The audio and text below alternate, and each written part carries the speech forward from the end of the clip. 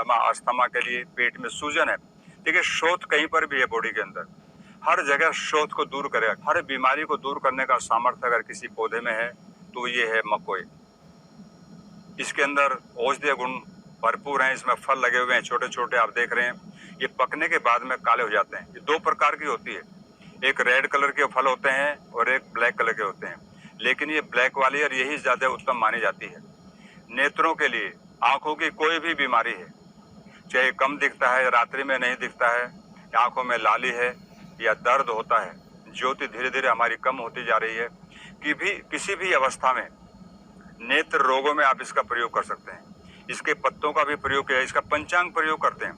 पंचांग का अर्थ होता है इसका जड़, इसका तना, इसके पत्ते, इसका फल और इसका फूल, उसको पंचांग कहते हैं। जो उसके सारे तत्व उनके अंदर होते हैं, तो इसको कटिंग करके छाया में सुखा लेते हैं और उसका फिर थोड़ी थोड़ी मात्रा में काढ़ा बना करके उसका प्रयोग किया जाता है। तो नेत्रों के लिए उपयोगी है। दूसरा, बवासीर के लिए। आज हम देख रहे हैं लगभग लोगों को, अधिकांश भाई और बहनें पीड़ित हैं बवासीर से। पायल्स होती क्यों है?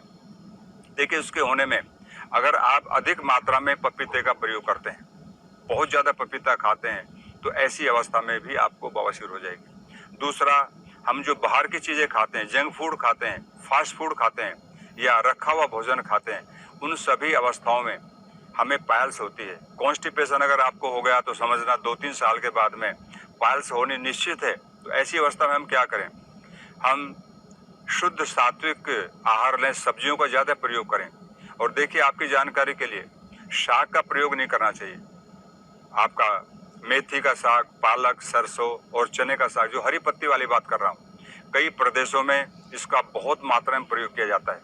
तो ये 8 बीमारी पैदा करता है शाक। प्रकरण आ गया तो मैं आपको बताना चाहूंगा। एक तो हड्डियों को गलाता है, दूसरा सुंदरता को नष्ट करता है, जिसके लिए हम लाखों रुपया खर्च करते हैं साल में, और तीसरा शक्ति का ह्रास करता है, बुद्धि का नाश करता है शाक, और मेमोरी को लॉस करता है, बालों को बिना समय सफेद करता है और नेत्र ज्योति को का नाश करता है। शाक की बात कर रहा हूँ, मेथी, पालक, सरसों, चना। इसका शाक खाएंगे तो आपका, इसका शाक भी बनता है, इसका शाक भी बना के खा सकते हैं आप, लेकिन उन शाकों का प्रयोग आयुर्वेद में निषेध किया गया। तो ये बवासीर के लिए, नेत्रों के लिए, हार्ट के लिए।